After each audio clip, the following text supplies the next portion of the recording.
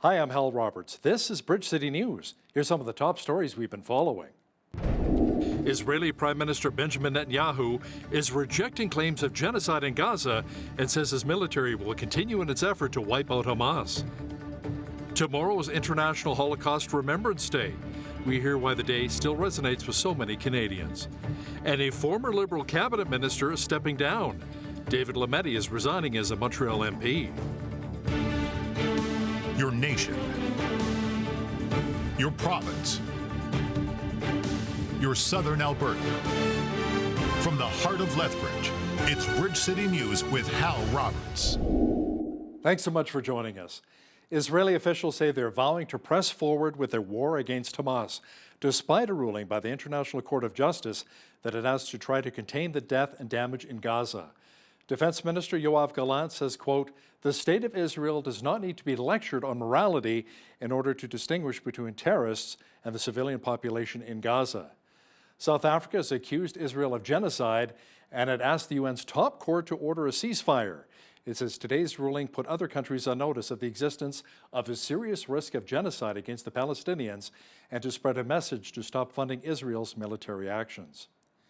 Israeli Prime Minister Benjamin Netanyahu rejected genocide claims against Israel as outrageous and said Israel will continue in its efforts to bring back the hostages taken by Hamas on October the 7th and to completely wipe out the terrorist organization. Like every country, Israel has an inherent right to defend itself. The vile attempt to deny Israel this fundamental right is blatant discrimination against the Jewish state, and it was justly rejected. The charge of genocide leveled against Israel is not only false, it's outrageous, and decent people everywhere should reject it. On the eve of the International Holocaust Remembrance Day, I again pledge as Israel's Prime Minister, never again. Israel will continue to defend itself against Hamas, a genocidal terror organization. Our war is against Hamas terrorists, not against Palestinian civilians. We will continue to facilitate humanitarian assistance and to do our utmost to keep civilians out of harm's way, even as Hamas uses civilians as human shields. We will continue to do what is necessary to defend our country and defend our people. The head of the UN Agency for Palestinian Refugees has fired a number of employees and ordered an investigation after Israeli police provided him with information that some of its staff members took part in the October 7th terrorist attacks in southern Israel. Philippe Lazzarini is calling the allegation shocking and a betrayal of the fundamental values of the United Nations. The Biden administration has suspended assistance to the UN Relief and Works Agency pending a review of the claims. No word yet if Canada has done the same. Federal leaders gathered in Ottawa to commemorate victims of the Holocaust. The event comes a day ahead of the International Holocaust Remembrance Day. I want to, and indeed I know that all of you want to, acknowledge the Holocaust survivors, those who may be here with us today and their families, and those across Canada, and thank them for continuing to instruct us and inspire us. These brave and determined people who emerged from our darkest period in history to build a better world for all of us. We must learn from them, especially right now. Well, tomorrow is International Holocaust Remembrance Day, and many of those in our Jewish community are feeling on edge. The day comes during an unstable time, especially for those in Israel. One Lethbridge resident, Mark O'Connor, who is raised Jewish, says remembering those who died is very important. I think it's a far more deep topic than most people realize, and its effects are greatly misunderstood even to this day. For example, the Jewish population still hasn't reached the same level it was in 1939. But I do find it a very avoided topic, that one, because people still don't really understand the number. Because when you get to numbers like that, it's very easy to dehumanize and separate yourself from the humanity behind that number. But yeah, still have not reached the number. I believe it was nearing 15 million in 1939, and we still have not gotten back to that. The day marks the liberation of the Auschwitz concentration camp, where more than 1 million people lost their lives. O'Connor says, although the camp was liberated almost 80 years ago, the effect is still being felt today. It's tough. It's very heavy. You know, it's hard to look at black and white pictures and see those as people, but they were. And days like this to remember are important because a number like that should never be forgotten. At least 6 million Jewish people were killed during the Holocaust. Well, it's hard to believe that we're nearing the end of January with the weather we've been receiving here in Lethbridge. Beautiful, mild temperatures throughout much of southwestern Alberta. Jeanette Rocher is now with an early look at the forecast. Jeanette, the meltdown continues, and by next week, a lot of the snow may in fact be gone? Yeah, well, especially with those teen temperatures that are forecasted for early next week, I would definitely predict that all the snow and ice should be gone. But before we get there, we do have a weekend ahead of us that's full of lots of lovely plus temperatures. This evening, we are looking at an overnight low of -3 with the wind from the southwest gusting to 50 kilometers per hour. Those winds lasting into tomorrow, Saturday. Those winds are going to be gusting from 40 to 60 K. A high of 5 degrees, though, partly cloudy skies. And then after that, well, that temperature should just be doubling. And then we're going to be getting into the teens. And I'll be back later in the show to tell you just how lovely next week is going to be. Great. Thanks so much, Jeanette. Well, the warm weather seems to be sneaking up on Lethbridge following the cold snap we experienced last week. The quick snow melt is making for some bumpy rides home.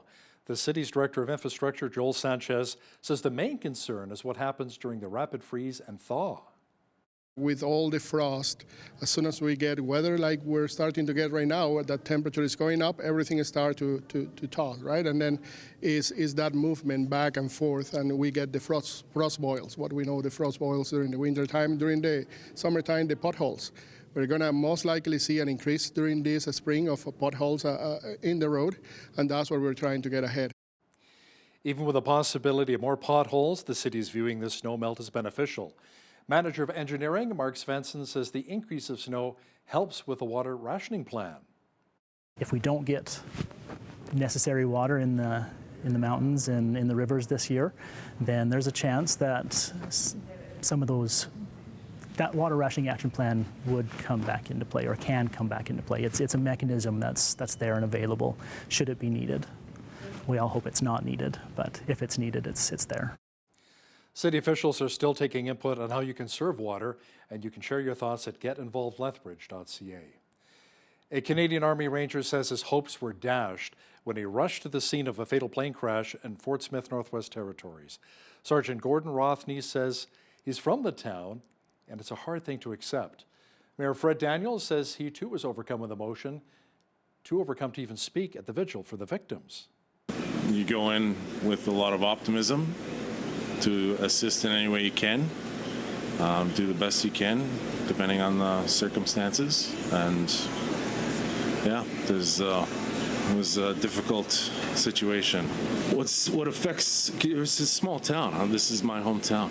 And so the part that's most difficult is the loss, right? And so this town's already, when something like this happens, you're connected. There's going to be a connection. It's not like you're anonymous, right? Like there's always some connection, right? Like your children played together, or or you knew them. Well, they had a vigil yesterday, and the church was really packed. There was good support in it, and came for me to say something, and I looked at a lot of people, and they just broke down, and I couldn't do it. And my deputy mayor was there, so I had to pass it on to her that if she could stand in for me, I just couldn't do it. A Mississauga, Ontario man accused of sending lethal substances to people who later took their own lives is now facing 14 first-degree murder charges. The Crown upgraded the charges filed against 58-year-old Kenneth Law. There will be no preliminary inquiry, and the case will go directly to trial. Police allege Law sold sodium nitrate through several websites, shipping more than 1,200 packages containing the deadly chemical to people in more than 40 countries. After being kicked out of caucus last July, former Liberal Justice Minister David Lametti said he's resigning his seat. Lametti says he will be stepping down as a Montreal Liberal MP at the end of the month. He'll be taking on a new job at a law firm.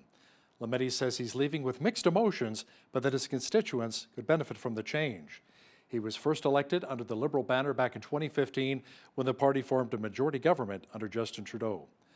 4 years later, the former law professor was appointed Justice Minister and Attorney General. Prime Minister Justin Trudeau used most of his speech from the Liberal caucus retreat to attack federal Conservative leader Pierre Poilievre. Trudeau also says the Liberals are supporting the things that matter most to Canadians, including Ukraine's defense against Russia. My very first call this year was with Volodymyr Zelensky, who wanted to know that Canada still stood with him, that Canadians still stood with him. And I told him, yes, we do. The Canadian government and most of the parties in the House will continue to stand with him. But Pierre Poilievre and his Conservatives chose to vote against support for Ukraine, calling it a faraway foreign land to appease Putin apologists like Tucker Carlson and those who enable him. Sources within the federal NDP say the Trudeau government has agreed to a national pharmacare plan. It would highlight universal coverage for essential medicine. Health Minister Mark Holland disagrees, however, saying no deal has been signed as of yet between the two parties. Look, I think that I understand their temptation to take different elements that they think might be being talked about or to speculate. I've been very consistent to not speculate because there is back and forth, things change. Something might be possible, then something might not be possible. So I'm very deliberative to not go out publicly and talk about where things are at particular stages of negotiation, because I think that would be very confusing to the public. Certainly once the negotiations are concluded, I'd be happy to share all of the machinations that we went through in various iterations, but I think it would be unproductive at this point to speculate. Human trafficking is still a major problem in many parts of the world, including right here in our province. That's according to Paul LaBelle, who's the acting president of the Alberta chapter of Bikers Against Trafficking. LaBelle says we too often hear about trafficking taking place in other nations, but it's also a major issue in Canada, including here in southern Alberta. Did you know that 95% or so of the trafficking that happens in Canada, it's not all about immigrants coming over that are being brought in from some of these countries. 95% are Canadian citizens. They're born in Canada. And the thing is, Jeanette, it's right across our nation. And it doesn't matter whether it's in the cities or out in the countryside. And Alberta is one of 5 hotspots in Canada, especially southern Alberta. Make sure you catch the full interview with Paul LaBelle from Bikers Against Trafficking and Jeanette Rocher coming up later in our broadcast. Despite losing both New Hampshire and Iowa to Donald Trump, Nikki Haley is trying to frame those losses as a victory and vowing to head off a coronation of Trump as the 2024 Republican nominee. We started this race, there were 14 people in the race. We had 2% in the polls, and we worked our way up. So we ended up in Iowa with 20 points. We came to New Hampshire and we had 40-something points. And so we were very excited last night because we saw that we had gone up 25 points in a month, and we were thrilled. So we got out there and we did our thing and we said what we had to say. And then Donald Trump got out there and just threw a temper tantrum. He pitched a fit. He was insulting. He was doing what he does, but I know that's what he does when he's insecure. I know that's what he does when he is threatened, and he should feel threatened, without a doubt. Well, it was on this day that U.S. President Bill Clinton denied that he had an affair. The musical The Phantom of the Opera opens, and hockey great Wayne Gretzky was born. This is Today in History for January the 26th.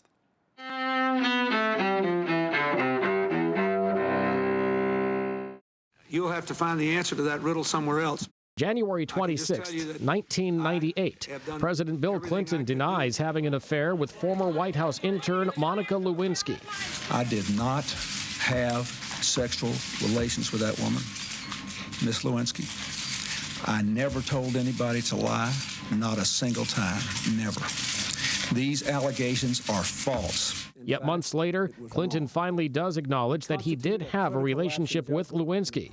The House of Representatives impeaches Clinton for perjury and obstruction of justice over the scandal. But Clinton is acquitted by the Senate the following year, and he finishes the rest of his term in office.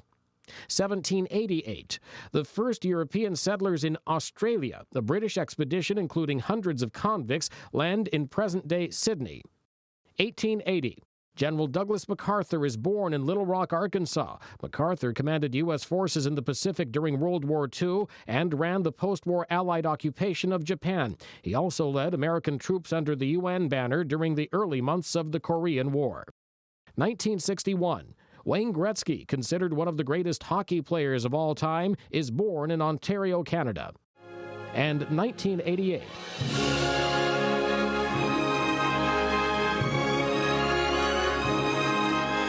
Andrew Lloyd Webber's musical The Phantom of the Opera opens in New York.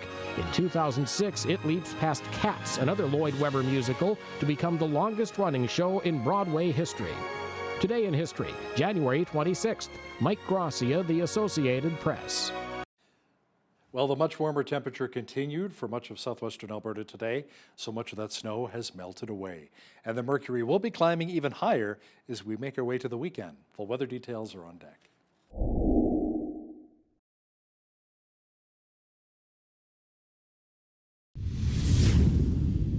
An incredible weekend is shaping up weather-wise. Jeanette Rocher is now with all of the weather details. Jeanette, not only are we seeing milder temperatures this weekend, but we may get close to breaking a record next week.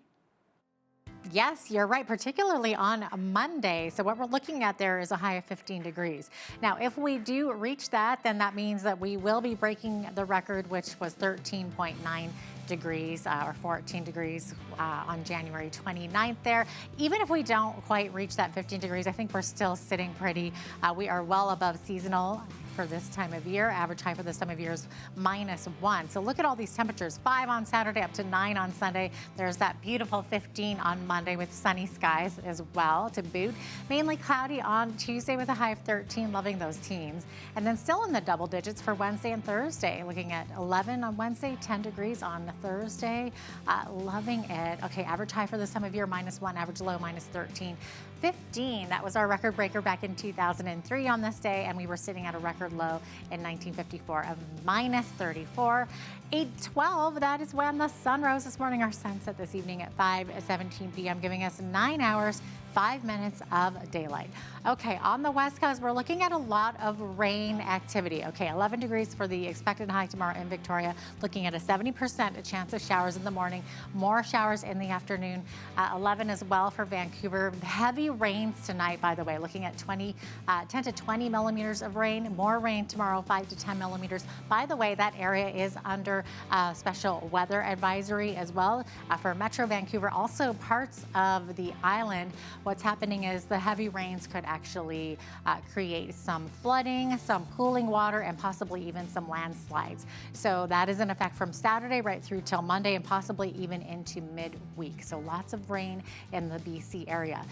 Getting over into Alberta here, 6 degrees the high in Edmonton tomorrow, high of 7 degrees in Calgary. Calgary also seeing winds from the southwest at 20 to 40 kilometers per hour.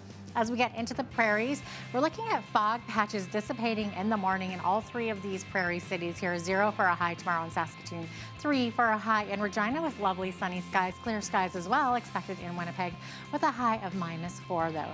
As we look to Toronto, we're looking at a 30% chance of drizzle in the morning, high of 6 degrees there, 2 for a high in Ottawa, cloudy skies there, and also very cloudy in Montreal tomorrow, high of 0. Both of those cities, by the way, looking at risk of freezing drizzle in the morning.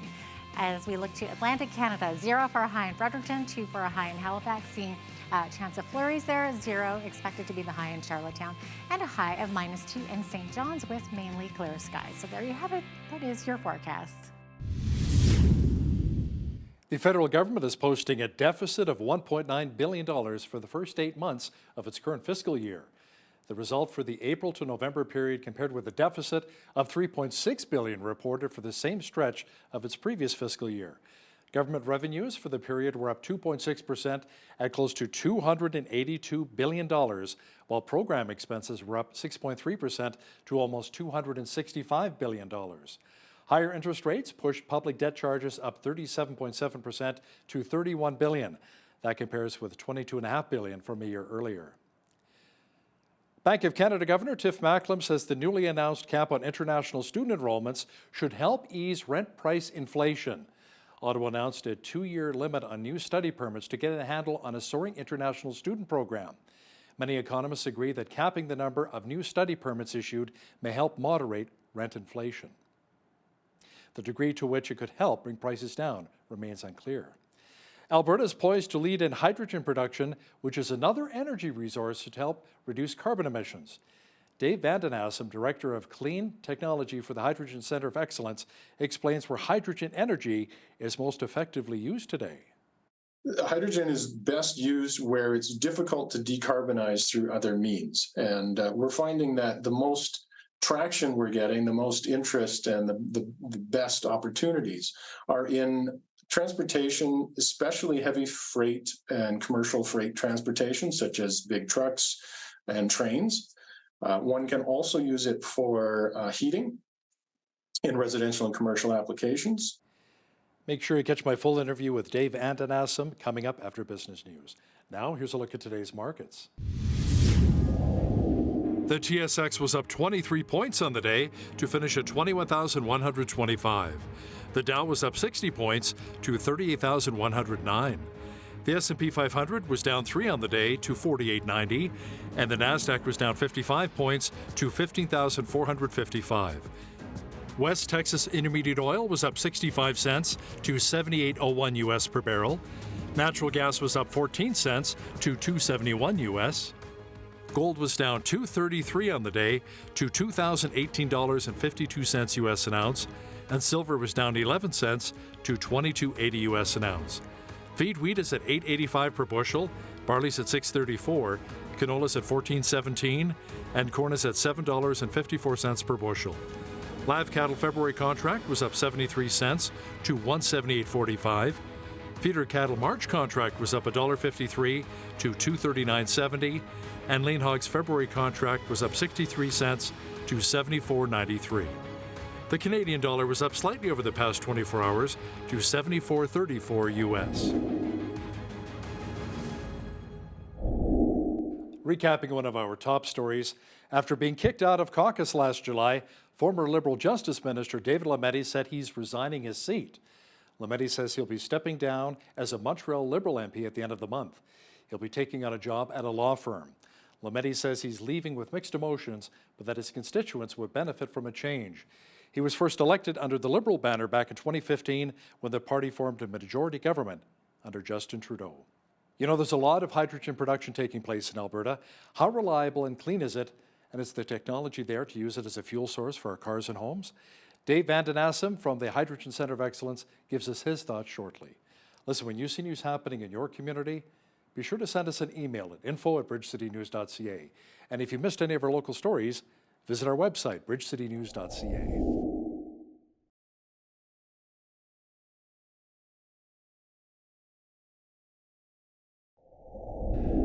There are a lot of companies trying to come up with cleaner and more efficient energy. One of the most interesting types of energy being talked about right now is hydrogen.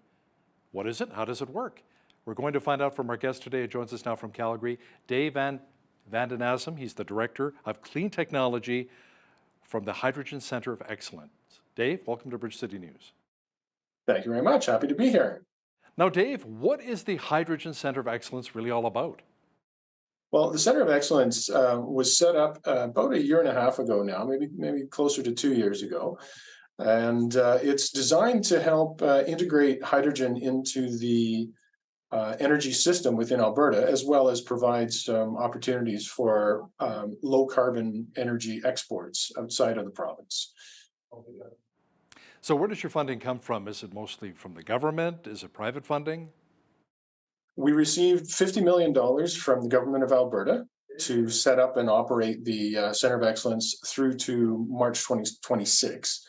Of that money, we have allocated $38 million towards technology development, $10 million towards building facilities and testing equipment, and $4 million towards studies and public awareness and codes and standards support and development.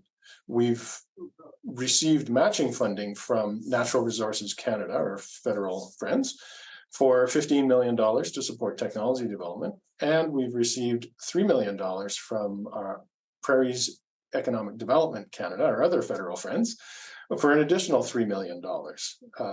We anticipate that we should be able to see projects, technology development projects primarily, that will add up to about $300 million or more.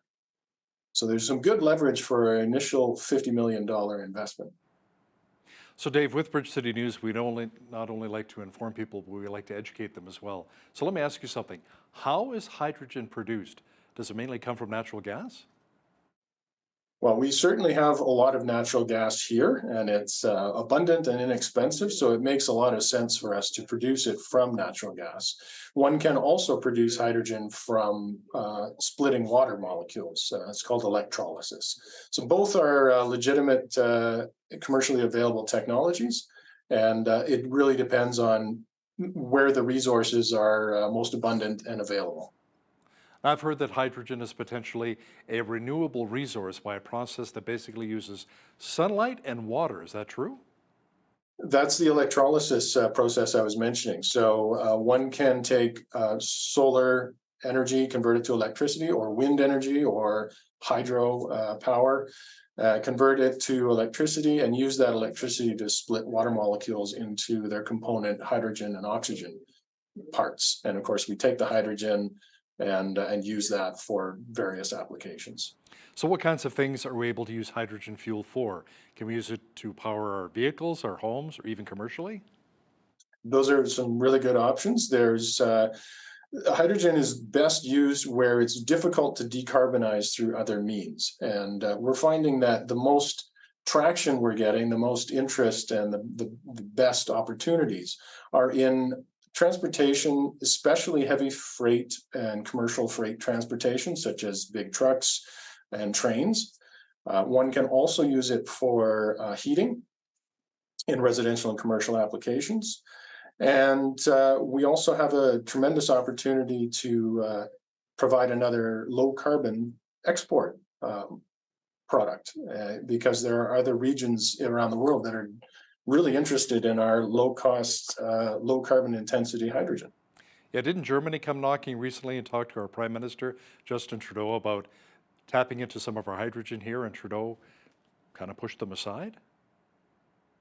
I can't recall the exact details of how all that worked, but I know that there are some natural benefits to producing hydrogen using the available wind resources, for example, in the East Coast, to electrolyze water and have a short trip to across the ocean to Germany, Netherlands, UK, other countries that are also interested in hydrogen.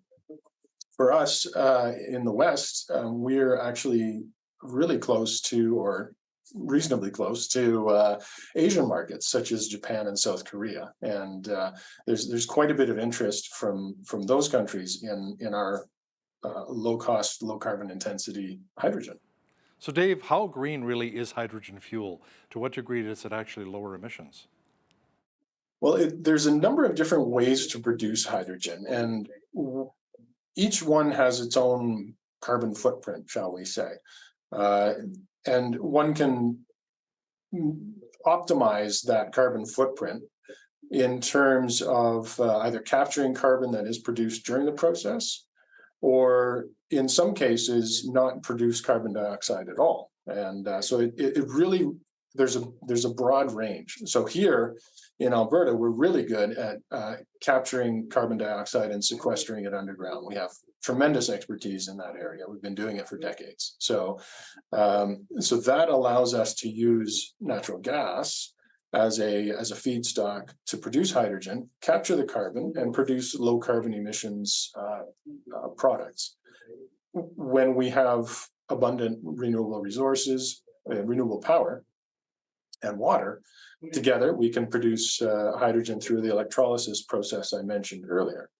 That is also low carbon intensity. So there's lots of different ways to do it, and we have the ability to do all of those, really.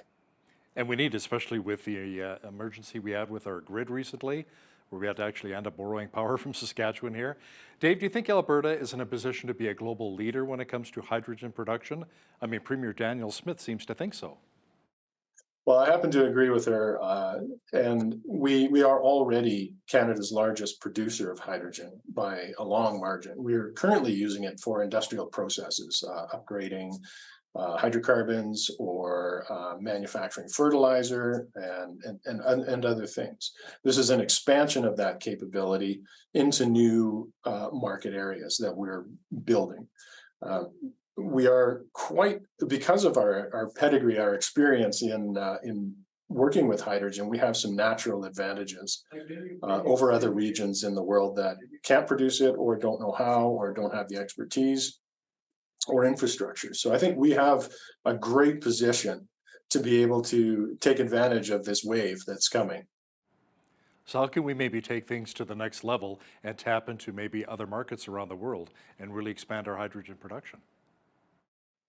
Well, one of the biggest volume opportunities that we have for hydrogen production and use is by exporting it as a product. One can export hydrogen either as the gas, which is two hydrogen atoms together as a molecule, and ship that as a gas, or we have other forms that contain a lot of hydrogen and no carbon that we can also use. Ammonia is one. It's a liquid at warmer temperatures than hydrogen liquefies, and so it's a little easier to move. We know how to move liquids quite well. So there's a lot of different ways to get it to the markets we need. I've heard some concerns, Dave, about the safety of hydrogen use. Are there any risks involved? Well, there's risks involved with everything, but I think the key is to ensure that we have a rigorous and well put together set of codes and standards and regulations, which are there to ensure that safety is being maintained and preserved. We have been using natural gas for decades, and we do that very safely.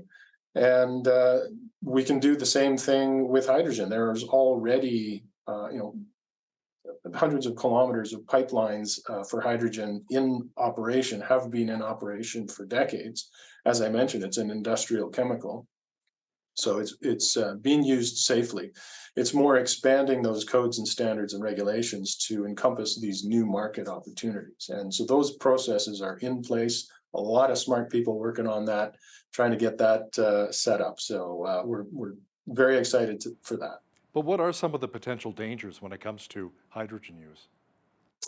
Well, hydrogen is a gas like natural gas. So if it's anywhere near flames, then it will ignite. It's the same as natural gas. So we want to make sure that it's controlled and it's contained, and that we have the appropriate detection mechanisms, the appropriate safety mechanisms in place to ensure that these things are under control.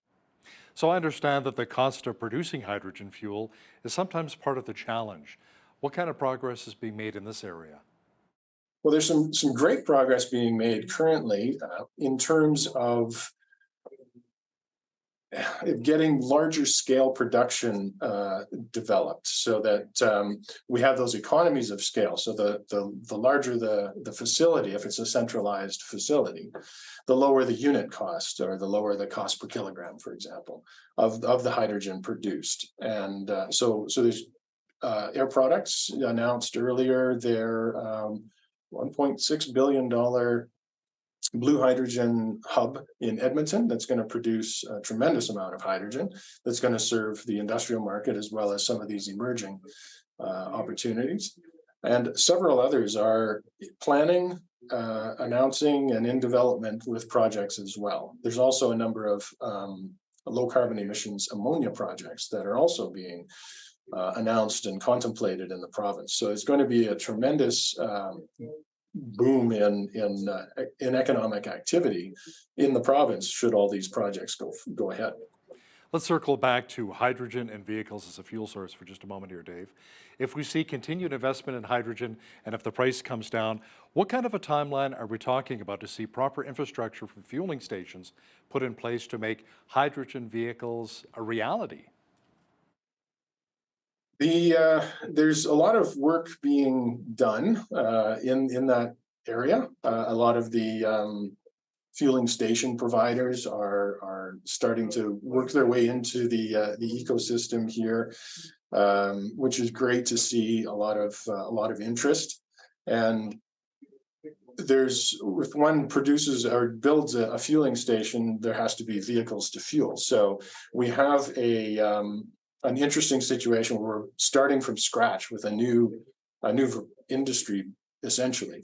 And so we have to make sure that we're doing it in a way that provides the certainty of demand, so the producers are interested in producing the hydrogen, but the end users are there as well to use it. So we have to build that up in pieces, and that's where you see a lot of the hydrogen hub activity in the province. We have the Edmonton Region Hydrogen Hub that's established, and they're doing some great things in there. There's one fueling station operating currently in Edmonton.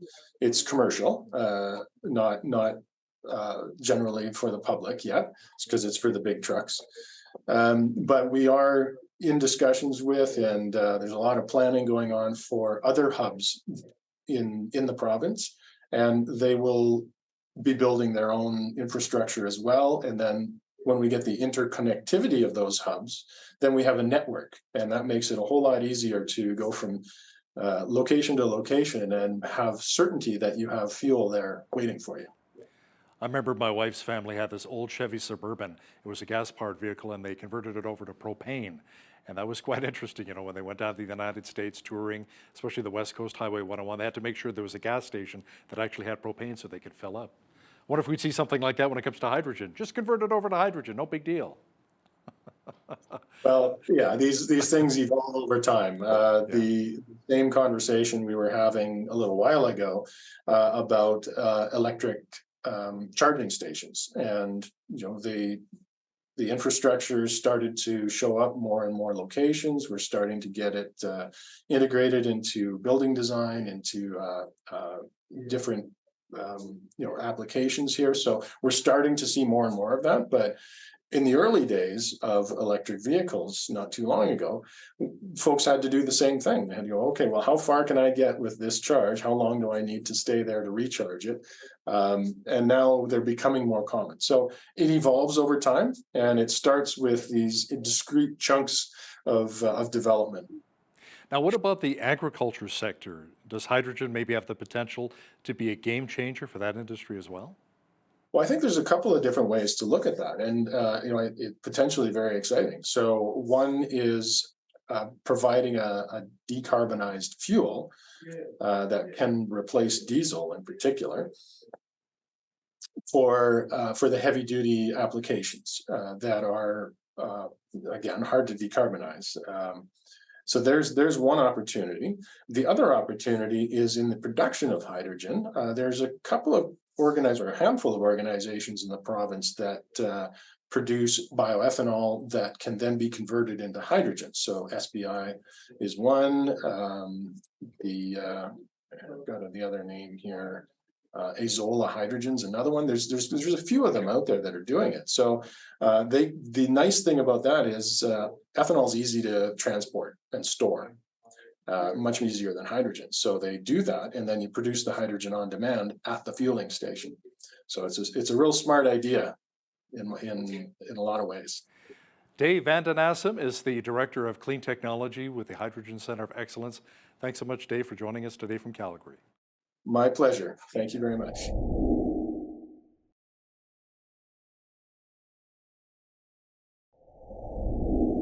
Well, ever since the Sound of Freedom movie came out, more and more people are becoming aware of the horrible reality of human trafficking. Today's guest is part of an organization that is trying to do their part to put a stop to it. Paul LaBelle joins us from Lethbridge. He is the acting president for the Alberta chapter of Bikers Against Trafficking. Welcome to Bridge City News, Paul. So great to have you on today. Oh, thank you. It's a pleasure meeting you. First of all, tell us what the Bikers Against Trafficking organization is and maybe how it began. Sure.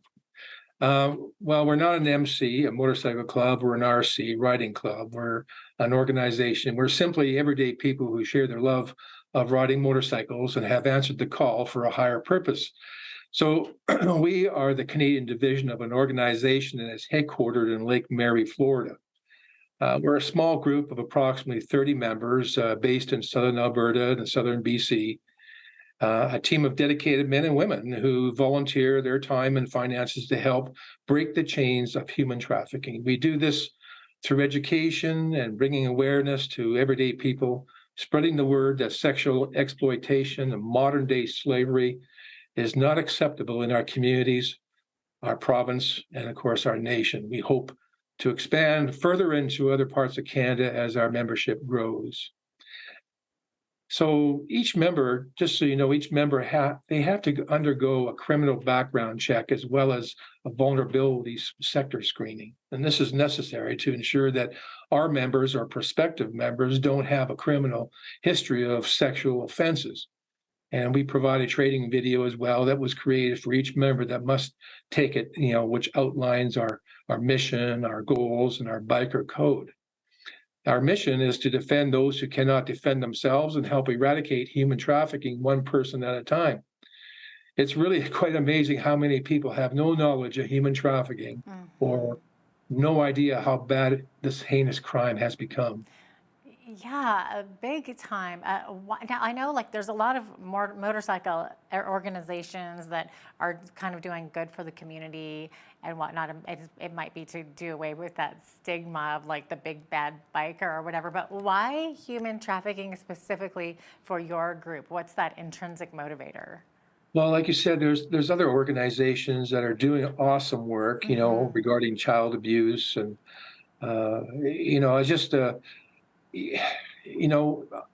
the whole thing about the riding community is that, as the eyes and ears of our communities, we are in a unique position to converse with others of like mind. We can go where others do not or cannot go. We attend several events throughout southern Alberta and British Columbia, such as, classic car show and shines, motorcycle shows, charity events, toy runs, and many other events. And during these events, we're spreading the word about human trafficking in our community. And we're also on the lookout, scanning the crowds, hoping to spot traffickers and their victims. Wow. When we do. And yeah, so it's not just a joyride type of thing. But the thing is, we really do try to involve the riding community. And there's many, riders throughout Alberta and other provinces that we connect with as well. And I tell you, they're not big bad people. I always say to somebody, especially to my granddaughters, my oldest granddaughter rides with me all the time to a lot of these events. Her moniker is Shadow, me and my shadow, and so I've always told her that, when you're not around with me, whatever, and something is happening, and you see a biker, out on the street or some bikers out there, if there's no police around or whatever like that, go to them and they'll help you. That's a really good point. No, absolutely. So getting back to what your goal is, human trafficking, how widespread is this globally? Well, that's that's almost like an iceberg. You really don't know until you get further into it, how bad it is. And so, it's it truly is a real global problem, and it's much worse than most people know. It's actually, this is a frightening, and the magnitude of the problem is actually overwhelming.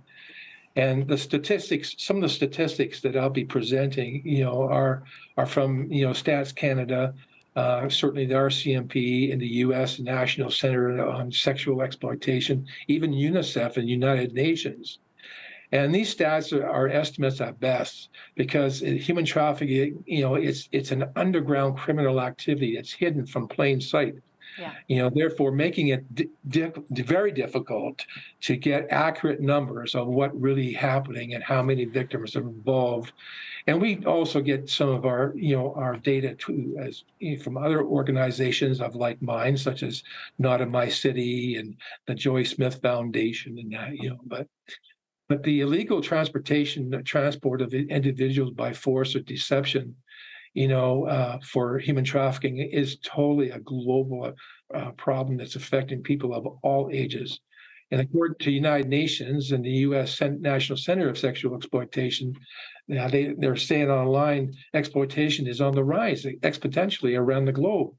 And much of this increase has been attributed to COVID because during the pandemic, people, especially kids, were gravitating to social media to stay connected with the outside world. And they were and online. it is, that's right. And it's estimated that over 40 million people are trafficked every year globally. And you put this into perspective, that is more than the population of Canada. I know. It's unreal. And, I think like the first thing that comes to most of our minds when we think of human trafficking is, of course, the sex trade. So, but, I understand that there are other angles to this, right? So can you maybe share a bit about some of the other kinds of human trafficking that take place? Yeah, it's modern day slavery, but a large in some of the other countries, and I'll tell you, every continent in the world is affected by it, and some more so with forced labor than others, but in the United States and Canada, I would say the large part of it, is 93 or 94% is actual for sexual exploitation. Yeah, definitely. What's the average age of the victims of human trafficking? Are they mostly young, kind of the more vulnerable? The average is about 45% are between the ages of 18 and 24, and about 25% are under 16, but that is between 12 and 14. But I'll tell you, there are children in Canada that are even at the age of 4 or 7 that is being trafficked. And I can tell you not from personal experience, but a really good friend of ours, of my youngest daughter, and she was trafficked at the age of 4. And her parents never knew anything about it because, these guys are so skilled at what they do. It's hard not to call them what they are, right? Scum of the earth. Right.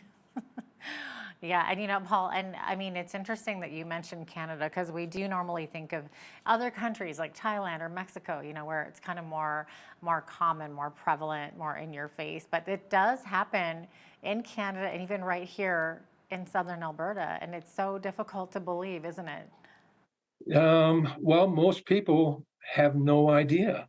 They do think it happens in Mexico and Thailand and South Africa, and the thing is, it happens right here in our own backyards.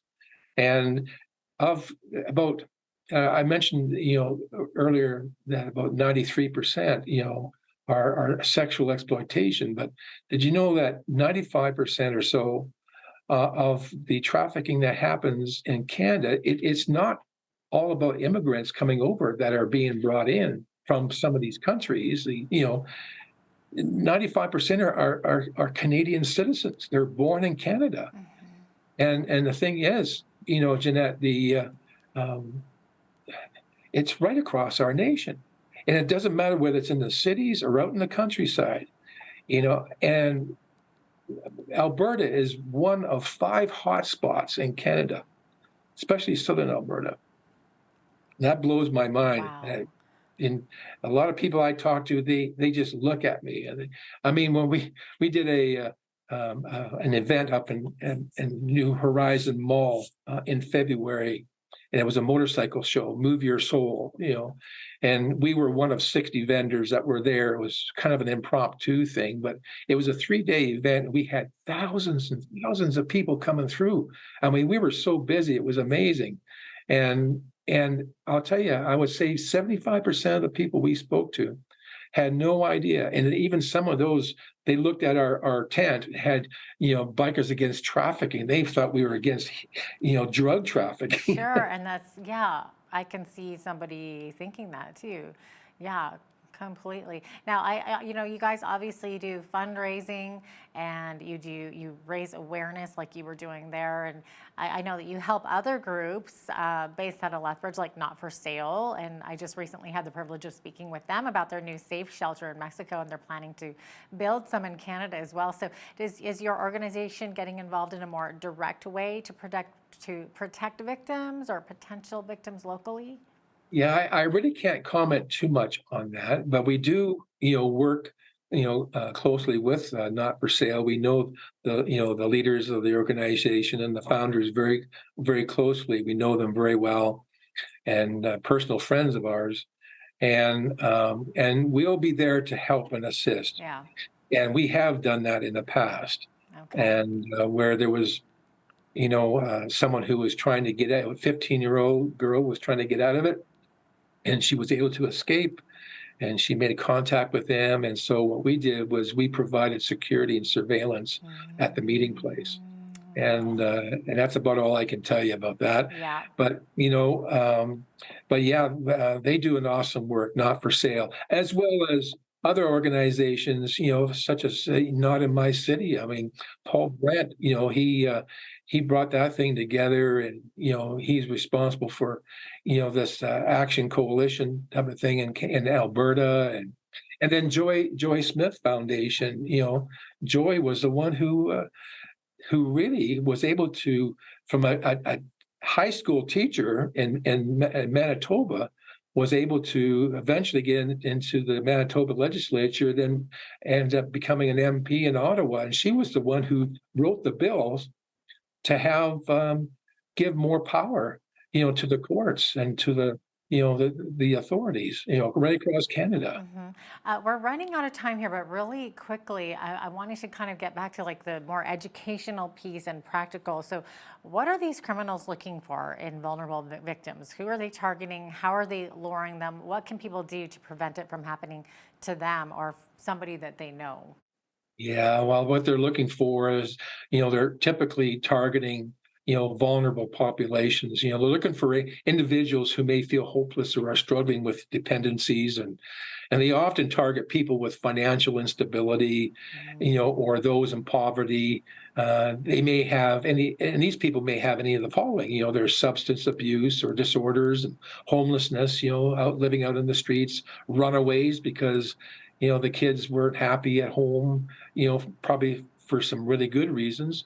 Unstable housing, language barriers, mental health disorders, criminal records, social misfits. So, the traffickers, they prey on a person's desperation and promising them independence or a way out. And their recruitment begins early and may involve several different members of the trafficking team. That's just terrible. So if a viewer knows of someone who might be a victim or who this might be happening to, what is like the right way to respond? Because these are really dangerous people that we're dealing with. Yeah, it's you're right. The thing is, a lot of these traffickers, they're in their mid-20s, and it's not just men. It's also women who were trafficked at a younger age, that they became so reliant and dependent on these traffickers that they're actually doing this work for them. But if you're out in public, and especially if you see, I don't know if anybody has seen the signal like this, and we should be teaching our kids and schools and that about that hand signal. If anybody spots that in an airport or in a mall or something like that, or walking down the streets, I would say take a picture with everybody's got smartphones, so take a picture of the youngster and the person that they're with, and if they're walking to the car, get a license plate number, phone 911, and report it right away. If there's any suspicion, we can contact organizations such as, there's hotlines too, that are out there.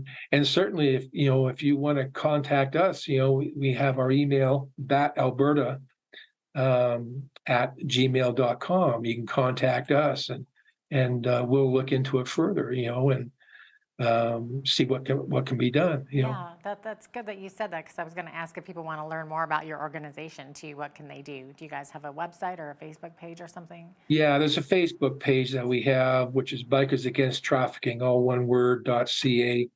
Our .org actually is our headquarters down in Florida, and normally they have a connection there for the Canadian side, but they're going through a revamp right now, redesigning it, so it's not hooked up right now. But yeah, certainly you can reach us that way. Yeah, definitely. Well, that's some practical advice there. Thank you so much for being with us today, Paul, and for sharing more about this horrible thing that goes on, and for the work that you do as well. Thank you for that. Well, we're just a small cog, I always compare it to some of our guys, our people, is that we're just a drop in an ocean, because it's very difficult. And all we can do is bring awareness. And I mean, you mentioned at the beginning about that movie, The Sound of Freedom. And we stood outside here in Lethbridge at the movie mill. A bunch of us had stood outside after some of the ones, the different shows at different times, handing out our brochures and to people as they were coming out, and not one person rejected it. In fact, when I left the building and I went out to my bike, I had about 7 or 8 people standing around my bike waiting for me to talk to me afterwards, And so, I mean, it was a good movie. I think it was timely, and it just falls in line with what other organizations are doing. But to have someone, like Jim, to produce that, that film based on Tim Ballard's story. I mean, it wasn't in so much filmed about in the United States. It was in other countries. But the thing is bringing awareness. Anything we can do to bring awareness. That's how we combat this thing. Absolutely, 100%. Paul, thanks so much for being here today. Hope I could help. Absolutely. Paul Lavelle is the acting president for the Bikers Against Trafficking Alberta chapter. I'm Jeanette Roche on behalf of all of us here at Bridge City News. Thanks so much for watching.